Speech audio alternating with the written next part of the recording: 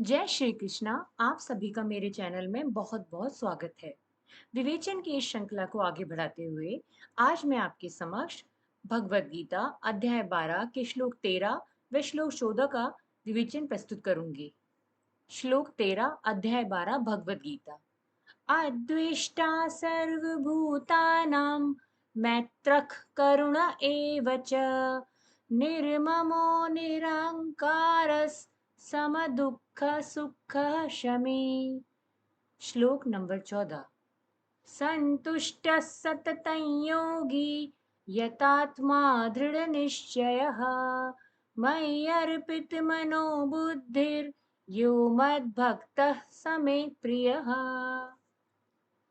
सब प्राणियों में द्वेष भाव से रहित और मित्र भाव वाला, दयालु भी, ममता रहित, अहंकार रहित, सुख दुख की प्राप्ति में क्षमाशील, निरंतर संतुष्ट, योगी, शरीर को वश में किए हुए, दृढ़ निश्चय वाला, मुझ में अर्पित मन बुद्धि वाला जो मेरा भक्त है वह मुझे प्रिय है।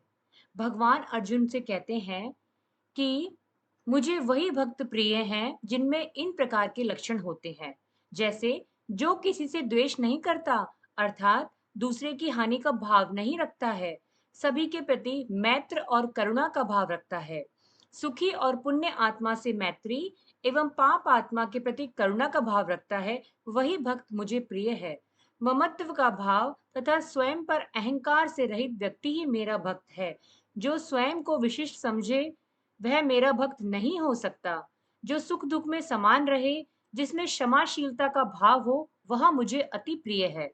दूसरों के अपराध को छोटा करना सीखे। जब हम किसी से अपने बच्चे जैसा प्रेम करते हैं तो उसकी गलतियां और अपराध भी छोटी लगती हैं, हम उसे क्षमा करते हैं।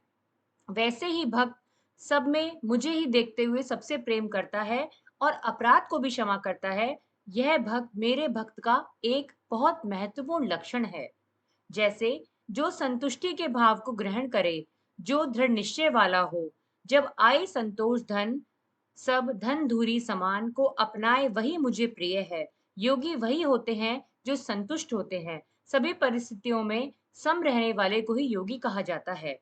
योगी का अभाव में या प्रभाव में अंदर का भाव नहीं बदलता, यही एक भक्त का लक्षण है। ये सभी में सम रहते हैं और दृढ़ निश्चय वाले होते हैं। मुझे जो भी अर्पण करना हो उसे मन बुद्धि दोनों से करो और समर्पण का भाव रखो। श्रद्धावान लभते ज्ञानम।